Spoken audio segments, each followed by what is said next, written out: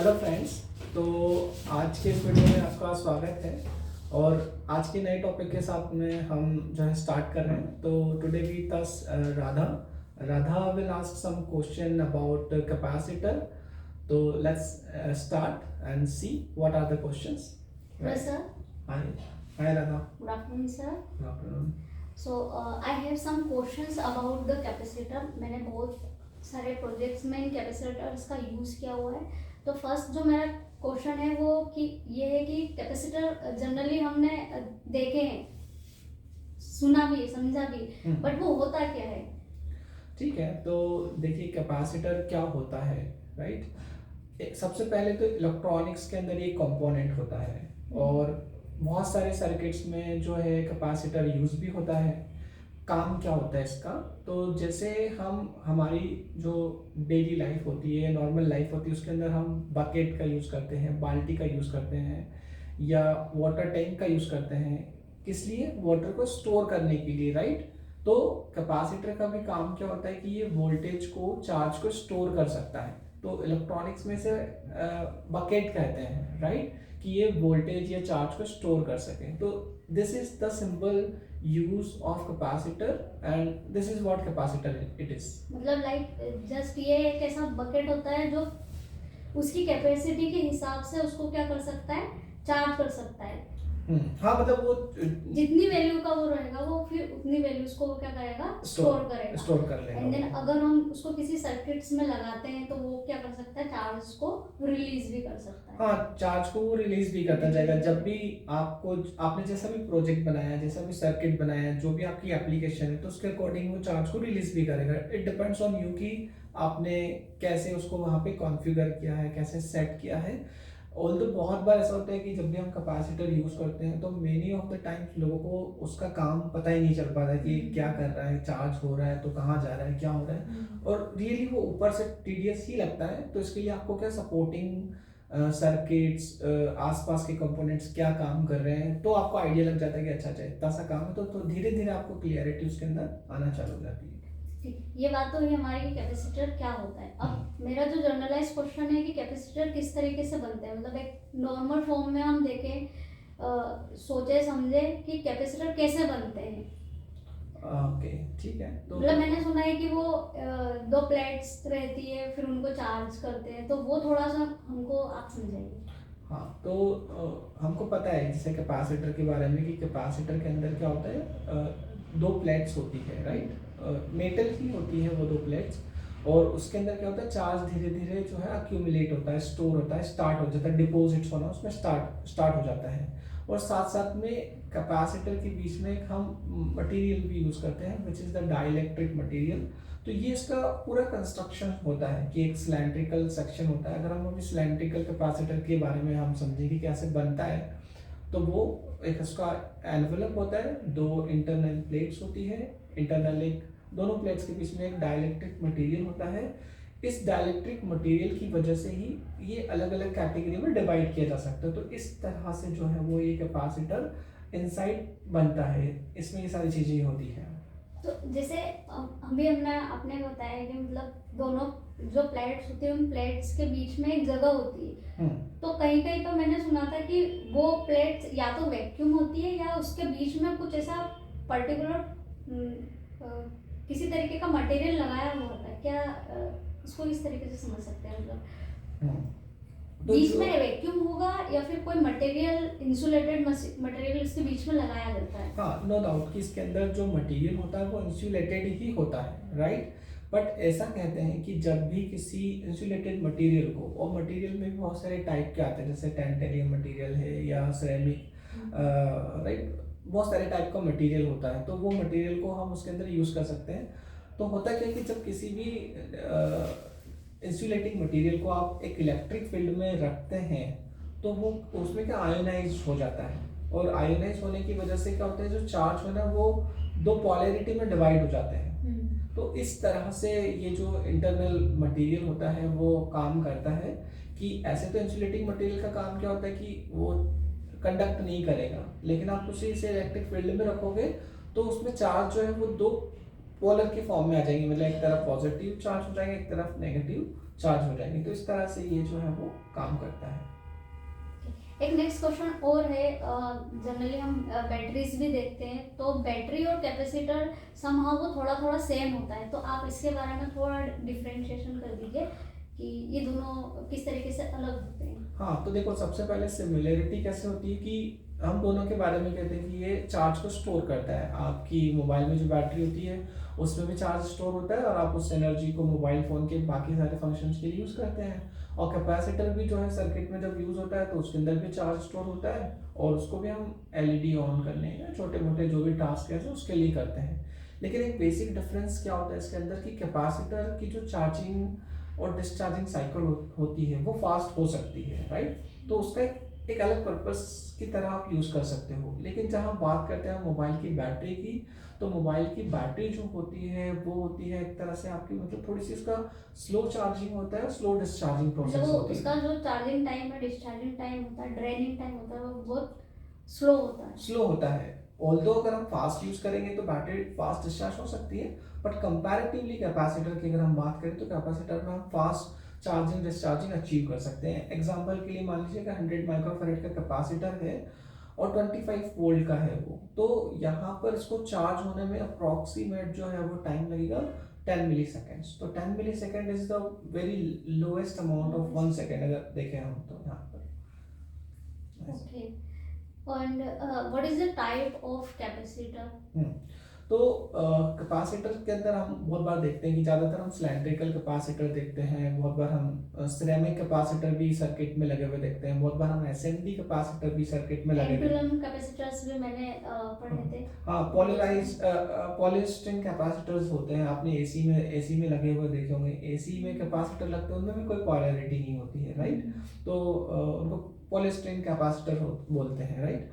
तो अगर हम बोर्डली कैटेगराइज करें या दो पार्ट में डिवाइड करें तो हम कह सकते हैं कि एक आपका कैपेसिटर होगा पोलराइज कैपेसिटर और एक आपका होगा नॉन पोलराइज कैपेसिटर। तो जो पोलराइज्ड कैपेसिटर होगा वो उसमें क्या होता है, आपको पॉजिटिव नेगेटिव देखना होगा, उसमें मेंशन नहीं होता है। और सर्किट में जब आप उसको लगाएंगे तो वहां पर आपको पॉजिटिव नेगेटिव देख के लगाना होगा, अदरवाइज आपका कैपेसिटर थोड़े बहुत टाइम बाद में जो है वो ब्लास्ट हो सकता है। और नॉन पोलराइज्ड में क्या होता है, जैसे मान लीजिए 22 माइक्रोफैराड है, 33 माइक्रोफैराड है, 0.1 माइक्रोफैराड है, तो इसमें आपको कोई पॉजिटिव नेगेटिव देखने की जरूरत नहीं, वहाँ मेंशन भी नहीं आता, आप उसको कैसे भी लगा सकते हैं। तो ये पॉजिटिव और नेगेटिव और इलेक्ट्रोलाइट और विदाउट इलेक्ट्रोलाइट, डाई इलेक्ट्रोलाइट जो कैपेसिटर्स होते हैं वो क्यों बनाए जाते हैं?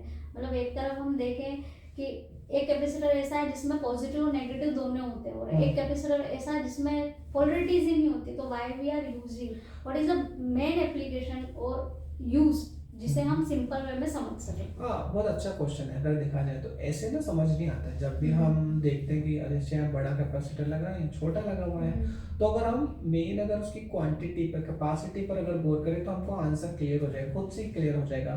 तो जितने भी जो छोटे कैपेसिटर्स होते हैं, नॉन पोलराइज कैपेसिटर्स होते हैं, उनके आप ज़्यादातर वैल्यूज आप देखोगे कि कम वैल्यूज के होते हैं, राइट। वो बहुत कम चार्ज को होल्ड कर पाते हैं।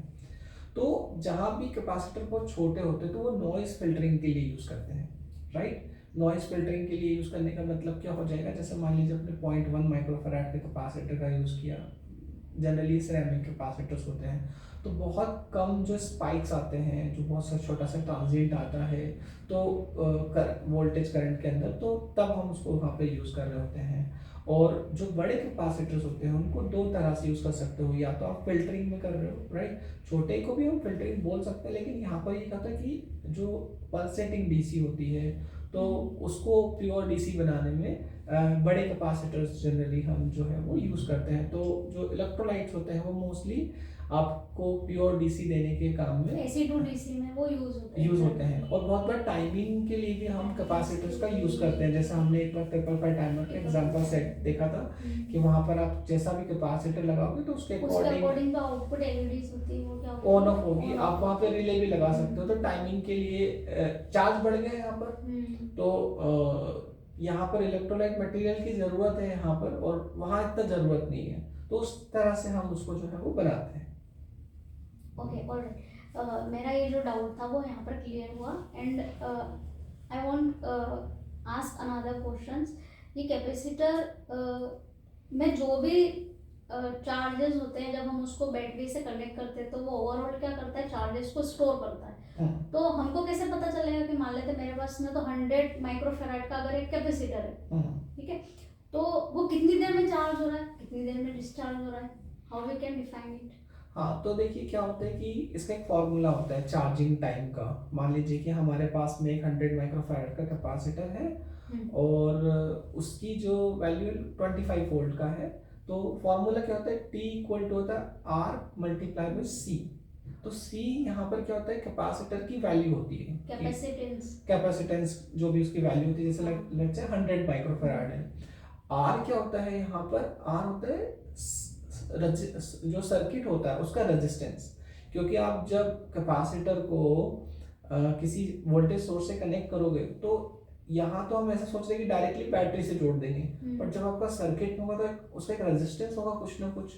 तो अगर हम यहाँ पर ही मान लीजिए 100 ओम मान लेते हैं, तो T इक्वल टू होता है R मल्टीप्लाई बाय C, तो 100 मल्टीप्लाई बाय 100। तो यहाँ पर अब 100 माइक्रोफैराड में है, राइट। तो जब इनको आप कैलकुलेट करके देखेंगे तो इसका आंसर आएगा आपको 10 मिली सेकेंड। तो मतलब एक 100 माइक्रोफैराड का कैपेसिटर चार्ज होने में आपको 10 मिली सेकेंड लगेंगे। तो मतलब अगर डिस्चार्जिंग की बात हो जाएगी तो वो डिस्चार्ज भी उसी टाइम पर हो जाएगा। हाँ, डिस्चार्ज भी जो है वो, तो इसकी ना टाइम कांस्टेंट के अकॉर्डिंग ही हम इसका चार्जिंग और डिस्चार्जिंग रेट निकाल सकते हैं। तब भी हमको वहाँ पर जो है वो उसका जो सर्किट है, मतलब जो रेजिस्टेंस है वो यूज करना होगा, और इसके अंदर और भी पैरामीटर्स होते हैं जिनको आपको यूज करना होगा डिस्चार्जिंग के लिए, राइट। तो मैंने जब प्रोजेक्ट्स बनाए तो मैंने कैपेसिटर्स को अलग अलग तरीके से यूज करते हुए देखा और खुद ने भी बनाए, बट कभी ना कभी मेरे दिमाग में ये क्वेश्चन आया था कि ये क्यों यूज होते हैं। जैसे कि जब मैंने L29 3D का यूज करके एक मोटर को लिया था, तो वहां पर भी क्या हुआ था, पहले जो मोटर्स आती थी उनमें सिरेमिक कैपेसिटर जो होते थे उनकी दोनों पोल्स पर लगे हुए रहते थे। तो वो एक चीज तो वो हो गई, ठीक है। फिर दूसरा, जब मैंने एक मॉड्यूल का यूज किया, जैसे कि हम ESP8266 हमने एक बार और यूज किया था, तो वहां पर समहाउ क्या हो रहा था, वोल्टेज कम ज्यादा हो रहा था। तो उसकी जो पोलरिटी होती है पॉजिटिव नेगेटिव, वहां पर भी हम क्या करते हैं, कैपेसिटर यूज करते हैं। तो क्यों डिफरेंस, क्या डिफरेंस है इसके अंदर, मेरे को ये समझना था। तो एक आपने बताया कि ESP8266 में हमने यूज किया, और वो भी हमने कहाँ यूज किया, जहाँ पर उसकी सप्लाई मान लीजिए VCC और ग्राउंड है।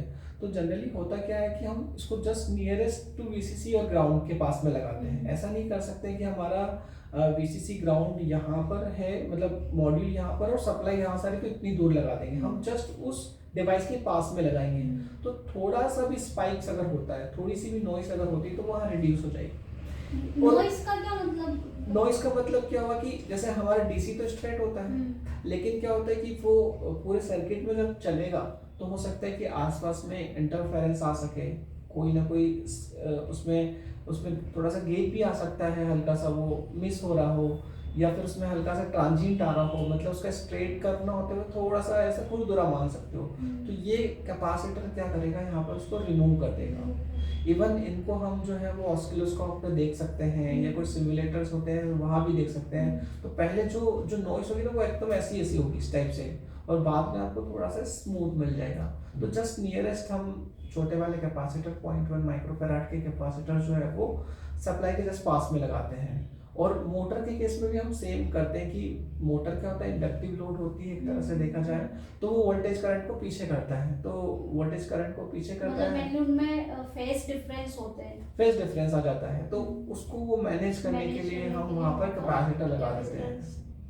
सिरेमिक कैपेसिटर यूज कर सकते हैं, सिरेमिक कैपेसिटर वहाँ पर हम लगा सकते हैं। तो मतलब जो पॉइंट्स आपने बताया, मेरे हिसाब से मैं ये सोच रही थी, मतलब मेरे दिमाग में ये आया है कि जो कैपेसिटर होता है, जो हमने पॉजिटिव या नेगेटिव किसी भी मॉड्यूल के अंदर हम लगाते हैं, तो वो जनरली इसलिए लगाया जाता होगा कि एक साथ, क्या ऐसा होता है कि मतलब जैसे 9 वोल्ट या फिर 5 वोल्ट जब हम किसी मॉड्यूल में देते हैं, तो वो डायरेक्टली ना जाते हुए उस कैपेसिटर के थ्रू जाए।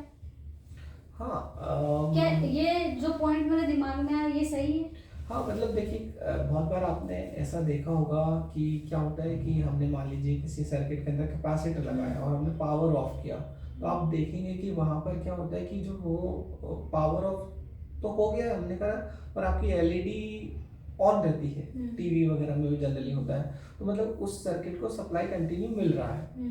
तो कैपेसिटर के थ्रू होके वोल्टेज जाएगा डेफिनेटली। होता यही है कि कैपेसिटर चार्ज हो जाएगा आपका, और कैपेसिटर आपका सोर्स बन जाएगा दूसरे सर्किट के लिए। जैसे हमने इन्वर्टर जिसका जब सर्किट बनाया था, तो हमने वहां पर क्या करा कि 12 वोल्ट जहां से आ रहा था वहां पर हमने एक 50 वोल्ट का कैपेसिटर लगा दिया था, जो हमारा 555 टाइमर से हमने जो इन्वर्टर बनाया। तो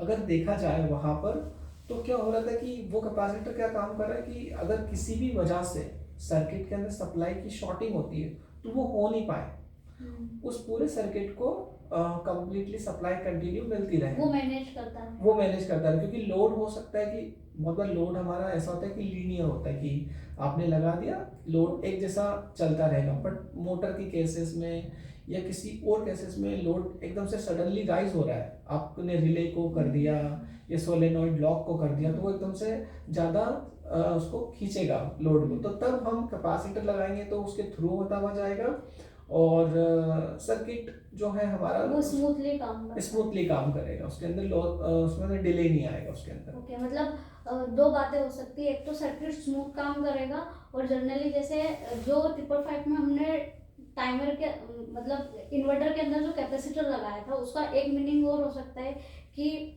जब एसी करंट बन रहा होता है तो मैग्नेटिक फील्ड भी क्या होती है, शायद जनरेट तो होती होगी उस सर्किट के अंदर, तो बैक ईएमएफ ना आए उसकी वजह से भी वो वहां पर यूज हो रहा होगा।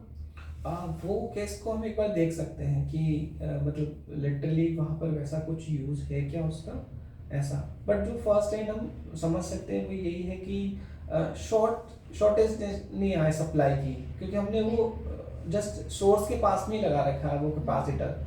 फिल्टर तो करेगा ही करेगा वो स्मूथ, क्योंकि 555 टाइमर है, वो पल्स जनरेट कर रहा है 50 हर्ट्ज की, तो वो कंटिन्यू करते रहना चाहिए। अगर वो बार बार डिस्टर्ब होगा तो बल्ब में थोड़ा सा हमको दिखेगा।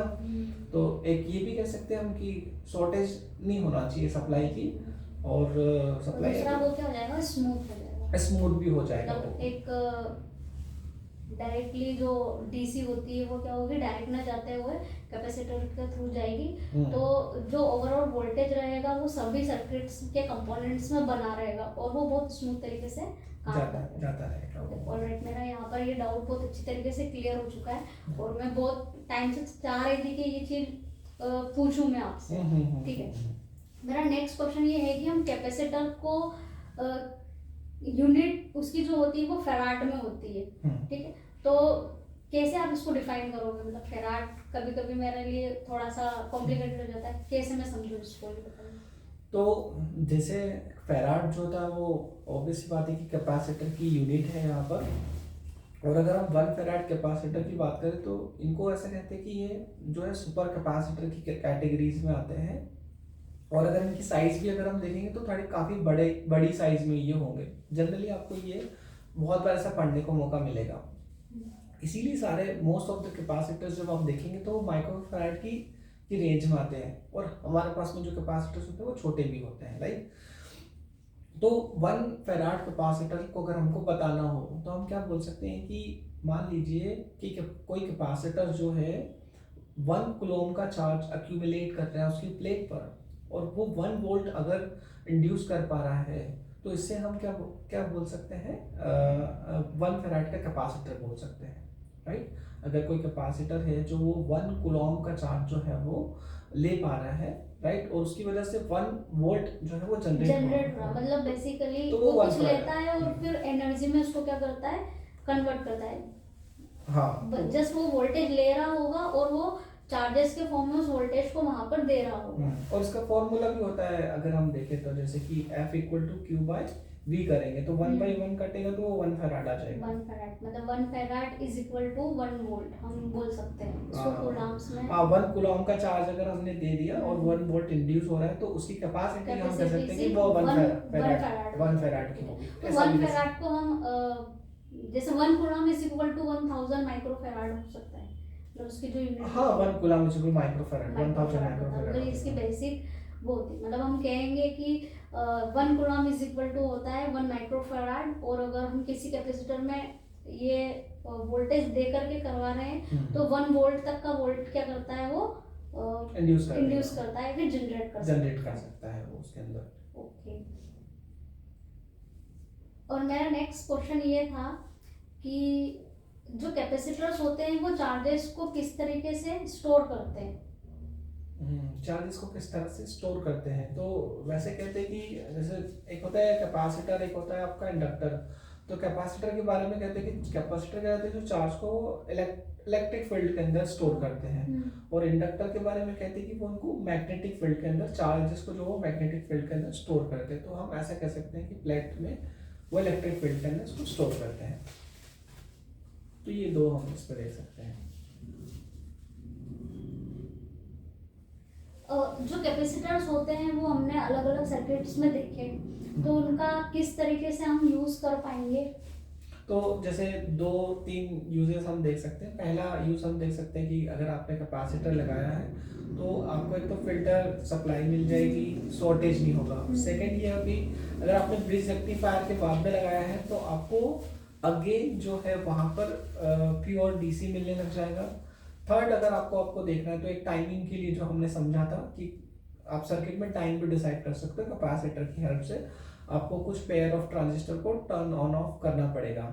फोर्थ आप ये देख सकते हो कि आप इसको ना पावर फैक्टर जो होता है किसी भी डिवाइस का, उसको इम्प्रूव करने के लिए भी यूज़ कर सकते हैं। जैसे जो बल्ब होता है हमारा, जो टंगस्टन बल्ब्स आते थे हमारे, उसमें रेजिस्टिव लोड होता है, उसमें एक रेजिस्टेंस होता है, तो इसका पावर फैक्टर नियर अबाउट 1 ही मान सकते हैं। वाई? क्योंकि उसकी जो करंट और वोल्टेज की वेवफॉर्म होती है वो सेम फेज में होती है। बट जो इंडक्टिव लोड्स होता है उसमें क्या होता है कि आपका करंट लैग कर जाता है वोल्टेज से, तो वहां पर पावर फैक्टर थोड़ा सा गिर जाता है। तो कैपेसिटर्स को जो है वो पावर फैक्टर इंप्रूव करने के लिए भी यूज करते हैं। तो ये 4 यूजेस हम नॉर्मली देख सकते हैं। मतलब कैपेसिटर्स को अगर हम इलेक्ट्रिकल में जाने तो वो क्या करेंगे, वोल्टेज को दे रहा होगा, मतलब एक साथ में एक टाइमिंग पर, जिससे करंट और वोल्टेज के बीच में के फेज के बीच में कोई डिफरेंस ना आए। जो वेवफॉर्म होती है तो उसमें वो सेम ही बनेगी, एक के ऊपर एक ही बनना चाहिए वहां पर, उसमें कोई भी डिफरेंस नहीं आना चाहिए। हाँ, पावर फैक्टर का मतलब क्या होता है? पावर फैक्टर का मतलब क्या होता है, ये हम कैसा कह सकते हैं कि ये एक जो है वो एक यूनिट है, राइट, एक कैलकुलेशन है। अगर किसी भी डिवाइस का पावर फैक्टर 1 आता है तो this is called the ideal power factor. मतलब वो जो लोड, जो भी करंट और वोल्टेज कंज्यूम करेगा वो सही करेगा, वो लॉसेस नहीं करेगा अगर देखा जाए तो इसलिए बहुत सारी कंपनीज क्या करती है, अपना जितने भी डिवाइसेस होते हैं तो उसके ऊपर लिख के रखती है कि इसका पावर फैक्टर कितना है, राइट।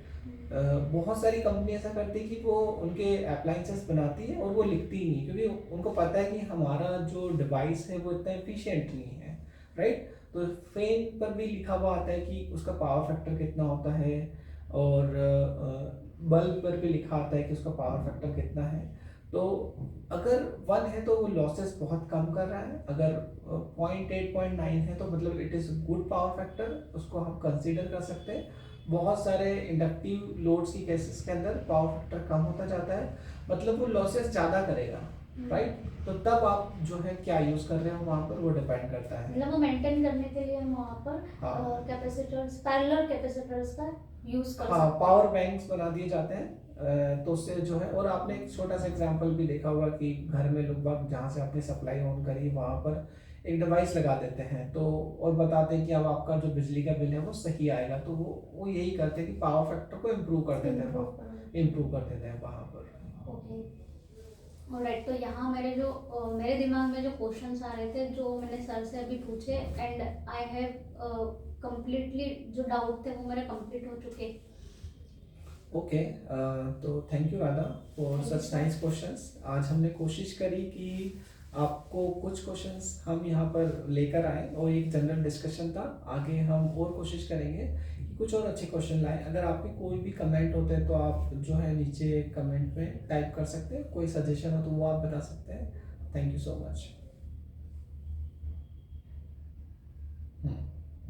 बंद करते हैं।